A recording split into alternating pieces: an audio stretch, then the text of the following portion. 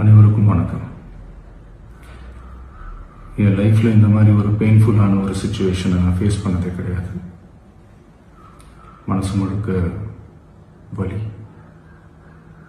வலி மட்டும்தான்.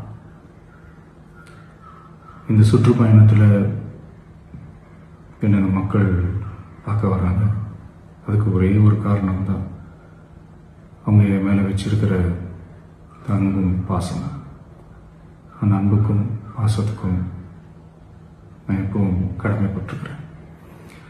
அதனால தான் இந்த சுற்றுப்பயணத்தில் மற்ற எல்லா விஷயங்களையும் தாண்டி மக்களுடைய சேஃப்டி, அதில் எந்த காம்ப்ரமைஸும் பண்ணிடக்கூடாதுன்றதுக்காக தான் அது என் மனசில் ரொம்ப ஆழமாக இருக்கும் அந்த எண்ணம்.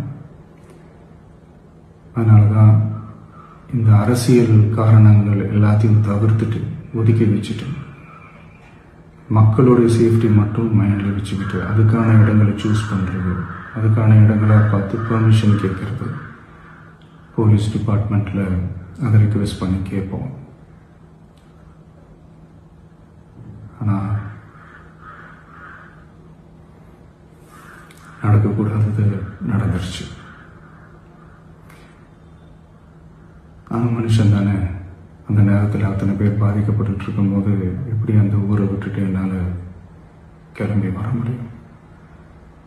நான் திரும்ப அங்கே போகணும்னு இருந்துச்சுன்னா அதை ஒரு காரணம் காட்டி அங்கே வேறு சில பதட்டமான சுச்சுவேஷன்ஸ், வேறு சில அசம்பாவிதங்கள் அந்த மாதிரி எதுவும் நடந்துடக்கூடாதுன்றதுக்காக தான் நான் அவாய்ட் பண்ணேன்.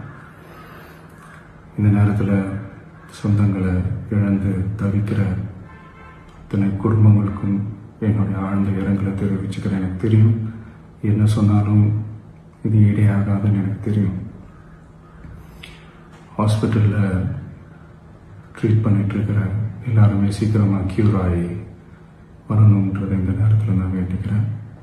கூடிய சீக்கிரமே உங்கள் எல்லாரையும் நான் சந்திக்கிறேன். இந்த நேரத்தில் எங்களுடைய வலிகளை, எங்களுடைய நிலைமையை புரிஞ்சுக்கிட்டு எங்களுக்காக பேசின அரசியல் கட்சிகளை சார்ந்த நண்பர்கள், தலைவர்கள் அனைவருக்கும் என்னுடைய நன்றியை தெரிவிச்சுக்கிறேன். கிட்டத்தட்ட ஒரு 5 மாவட்டத்துக்கு பிரச்சாரத்துக்கு போனோம். இந்த மாதிரி எதுவுமே நடக்கல. ஆனால் கரூரில் மட்டும் ஏன் எப்படி நடக்குது, எப்படி நடக்குது? மக்களுக்கு எல்லா உண்மையும் தெரியும். மக்கள் எல்லாத்தையும் பார்த்துக்கிட்டு இருக்கிறாங்க. கரூரை சேர்ந்த அந்த மக்கள் அந்த உண்மையெல்லாம் வெளியில் சொல்லும்போது எனக்கு கடவுளே நேரில் வந்து இறங்கி அந்த உண்மைகள்லாம் சொல்கிற மாதிரி எனக்கு தோணுச்சு. சீக்கிரமே எல்லா உண்மைகளும் வெளியில் வரும்.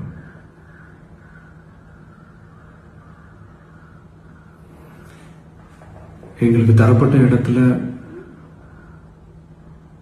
நாங்கள் போய் அந்த ஸ்பாட்டில் நின்று நாங்கள் பேசிட்டு வந்தோம். அதை தாண்டி எந்த தவறும் எங்கள் சைடில் நாங்கள் எதுவும் செய்யலை. பட் இருந்தாலும் எங்கள் கட்சியை சேர்ந்த நிர்வாகிகள், தோழர்கள் மேலே எஃப்ஐஆர், அது மட்டும் இல்லை சோஷியல் மீடியாவை சேர்ந்த நண்பர்கள், தோழர்கள் அவங்க மேலே எஃப்ஐஆர்லாம் போட்டு இப்போ பிடிச்சிக்கிட்டு இருக்கிறாங்க.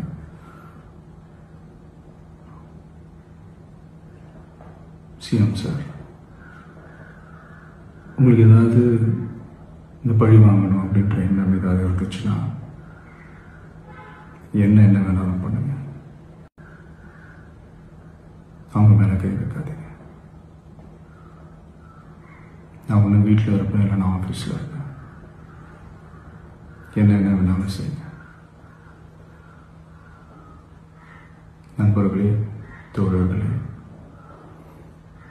நம்மளுடைய அரசியல் பயணம் இன்னும் ஸ்ட்ராங்கராக, இன்னும் தைரியத்தோட கண்டினியூ ஆகும்.